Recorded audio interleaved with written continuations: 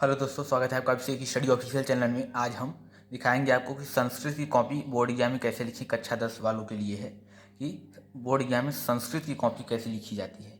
तो चलिए शुरू करते हैं। सबसे पहले देखते हैं भरा क्या है। तो देखिए, यहाँ पे आपको रोल नंबर अपना भर देना है, यहाँ पर अंकों में, फिर यहाँ पर शब्दों में आपको भर देना है। फिर यहाँ आपका विषय है संस्कृत भर देना है। प्रश्न पत्र केवल पूछा है तो केवल प्रश्न पत्र केवल आपको लिख देना है। फिर आपको यहाँ पर जो आपका प्रश्न में संकेत दिया रहेगा 825 AC का है, तो ये आपको लिख देना है। इस प्रकार आपको परीक्षा का दिन लिख देना है। मैंने लिख दिया है सोमवार। आपका जिस दिन होगा उसी दिन लिखना है। उसके बाद यहाँ पर आपका लिखना है परीक्षा का दिन लिखना है तथा पाली लिखना है। तो मैंने दिन लिख दिया, और प्रथम पाली या द्वितीय पाली जब होगा तब लिख देना है आपको। इसके बाद आपको यहाँ पर केंद्र का नाम जहाँ पर आप देंगे परीक्षा वहाँ पर लिख देना है आपको। इस प्रकार से आपको सामने की कॉपी इसी प्रकार आपको मिलेगी। इस प्रकार से अब चलिए आपको अंदर से दिखाते हैं कि कॉपी अंदर से कैसी है। चलिए शुरू करते हैं। तो देखिए, सबसे पहले आपका आ जाता है एक गद्यांश। संस्कृत गद्यांश का हिंदी में व्याख्या करना होता है। देखिए, संस्कृत में आपका पहला मैंने लोकमान्य तिलक से किया है, तो आपको इस प्रकार से आपको चिन्हित कर देना है कि आप कौन सा कर रहे हैं। एग्जामिनर को अच्छी तरह से बता देना है। तो देखिए, मैंने यहाँ पर चिन्ह आपको इस प्रकार से करेंगे तो एग्जामिनर को अच्छा, उससे आराम से पता भी चल जाएगा आप कौन से की हैं, और उसे अच्छा भी लगेगा। फिर उसका आपको संदर्भ लिख देना है। फिर यहाँ पर मैंने अनुवाद कर दिया। इस प्रकार से इसमें मुझे 4 नंबर मिल रहे हैं। अब चलिए अगला दिखाते हैं आपको। अगला क्या है, अगला क्या आता है।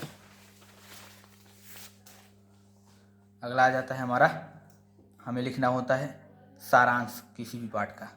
तो आप 4-5 सारांश कम से कम तैयार कर लीजिए। इम्पोर्टेंट जो आता है प्रीवियस ईयर में पूछा गया है, कम से कम 4 से 5 सारांश तैयारी कर लीजिए। देखिए, मैंने आदि शंकराचार्य का लिया है। आपको कम से कम 4 हेडिंग में लिखना है। हेडिंग वाइज लिखेंगे तो एग्जामिनर के ऊपर अच्छा प्रभाव पड़ता है। या तो आप बिना हेडिंग के भी लिख सकते हैं, लेकिन हेडिंग वाइज लिखेंगे तो ज़्यादा। जी देखिए, मैंने एक हेडिंग यहाँ पर लिख दिया है, दूसरा हेडिंग, इसके बाद मैंने दूसरा हेडिंग यहाँ से शुरू किया है, इसके बाद यहाँ पर यहाँ तक ये दूसरा हेडिंग, फिर यहाँ तीसरा, चौथा। इस प्रकार से मुझे भी इसमें 4 नंबर एग्जामिनर दे देगा। राइटिंग सही नहीं है इसकी, राइटिंग इससे भी अच्छी बनाने का कोशिश करिएगा। इससे अच्छी राइटिंग रहेगी, ऐसी भी रहेगी तब भी एग्जामिनर सही रहेगा, लेकिन इससे अच्छा राइटिंग रहेगा तो ज़्यादा बढ़िया रहेगा। और हाशिया एक ही तरफ खींचनी है, दोनों तरफ नहीं खींचनी है। इस प्रकार से कुछ कॉपी रहेगी। चलिए और दिखाते हैं आपको। अगला क्या है, देखिए, अगला हमारा आ जाता है पद्यांश। पद्यांश पे आपका जैसे यहाँ पर केवड़ा विभूषंति मूर्धज, यहाँ पर मैंने संकेत दे दिया है। आपका पद्यांश की व्याख्या करने आ जाता है हिंदी में संस्कृत पद्यांश की।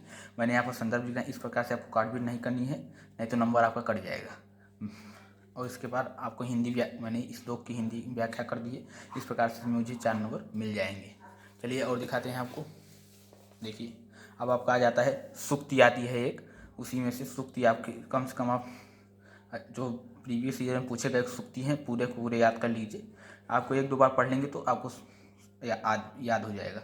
देखिए, सूक्ति की व्याख्या मैंने की। सूक्ति क्या पूछा है, शिरः पश्यामि भाष्यस्य न कत्रमति सोंडव्रति। तो इस सूक्ति की मैंने व्याख्या कर दिया। 3 नंबर का आता है, तो आप इसमें आपको 3 नंबर एग्जामिनर दे देगा। सूक्ति की व्याख्या इसी प्रकार से आपको करनी है। उसके बाद यहाँ पर जो बचेगा इसके गैप आप छोड़ सकते हैं, क्योंकि नए प्रश्न का नए से शुरुआत करेंगे। तो आपका अगला क्या आ जाता है,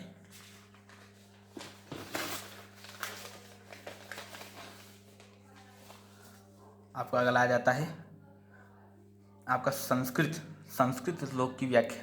इस श्लोक की संस्कृत में व्याख्या करना आ जाता है, तो आपको संस्कृत में व्याख्या करना होता है। आप संस्कृत में व्याख्या करना सीख लीजिए। आप 20-25 कम से कम 20-25 श्लोक को अच्छी तरह से संस्कृत में व्याख्या करना सीख लीजिए, क्योंकि बहुत इंपॉर्टेंट है। 4 नंबर का आता है।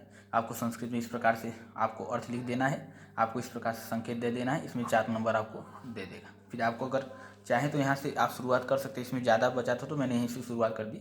इसमें लिखना था प्रश्न संख्या, इसमें एक किसी का चरित्र चित्रण लिखना था, तो मैंने यहाँ पर दीपक का चरित्र चित्रण लिख दिया है। यहाँ पर परिचय सबसे पहले आपको दे देना है। यहाँ पर परिचय मैंने दे दिया। इसके बाद आपका आ जाता है आपका हेडिंग जातिवाद का पोषक। उसके बाद आ जाता है परिवर्तन विचारधारा वाला। फिर आ जाता है आपका, देखिए और दिखा देते हैं आपको। फिर आपका आ जाता है शिष्टाचारी है बुद्धिमान। यहाँ पर इस प्रकार से कटपीट नहीं करनी है। वो गलती से हो गया है, लेकिन आपको नहीं करना है। इस प्रकार से इसमें भी आपको 4 नंबर मिल जाएंगे।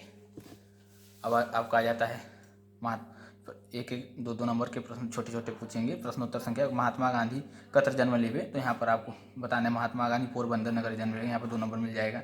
फिर आपका आ जाता है इसमें से कारक एवं विभक्ति बताना है, तो इसमें लिखा है राम ग्रंथ पठति, इसमें कौन सी विभक्ति और कारक है, तो इसमें कर्म कर्मणि द्वितीया सूत्र से कर्म ग्रंथ में द्वितीया विभक्ति है और कर्म कारक है। तो इस प्रकार से आप कर देंगे तो यहाँ पर आपको 2 नंबर मिल जाएंगे।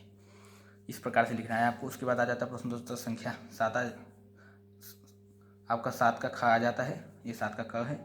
इसमें आपका पातुम में आपको लिखना है कौन सा प्रत्यय है, तो पातुम में पा धातु तथा तुम प्रत्यय है। आप इस प्रकार से लिख देंगे तो इसमें आपको 2 नंबर मिल जाएंगे। तो इस प्रकार से यहाँ पर हो गया। अब आपका आ जाता है अगला, देखिए अगला क्या है। तो आपका अगला क्या है,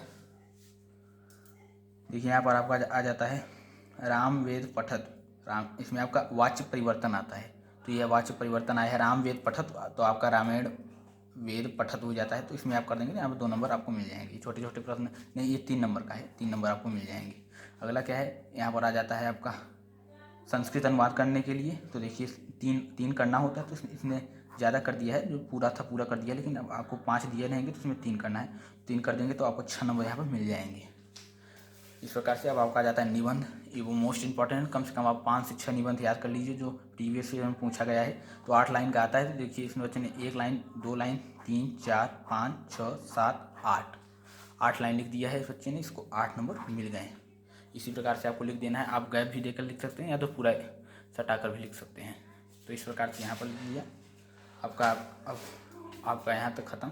अब आपका आ जाता है, आपका आएगा 4 नंबर का आएगा वाक्य को शब्द को संस्कृत में अर्थ लिखिए, तो आपका आ जाता है 4 नंबर का। तो वो इस बच्चे ने नहीं किया है, तो हम आपको दिखा देते हैं वो भी। तो इस प्रकार से यहाँ तक आपका हो गया। अब हम आ जाते हैं, आपको पीछे भी कॉपी के इंस्ट्रक्शन कुछ लिखा रहता है, आप इसे भी पढ़ सकते हैं, क्योंकि इसे पढ़ने के बाद ही पेपर दीजिएगा। अब इसका स्क्रीनशॉट लेके पढ़ भी सकते हैं। तो इस प्रकार से आपका आज वीडियो में इतना ही। मैंने कॉपी दिखा दी, संस्कृत की कॉपी कैसे लिखी जाती है। मैंने सामाजिक विज्ञान का भी बताया है, इंग्लिश का भी बताया, हिंदी का भी बताया। आप उसे जाकर देख सकते हैं और अच्छी तरह से प्रिपरेशन कर सकते हैं। मैंने बहुत सारे मॉडल पेपर्स करा दिए हैं, आप हमारे चैनल पे जाकर देख सकते हैं। अगर अच्छा लगा हो वीडियो तो लाइक और सब्सक्राइब कर दीजिए। इस बच्चे को 70 में 70 नंबर मिल जाएंगे। इस प्रकार से अगर आप एग्जामिनर काटेगा तो 1-2 नंबर से ज़्यादा नहीं काटेगा आपका, अगर इस तरह का कॉपी लिखेंगे तो। आज की वीडियो में इतना ही। उम्मीद करता हूँ आपको वीडियो अच्छा लगा होगा। जय हिंद, जय भारत।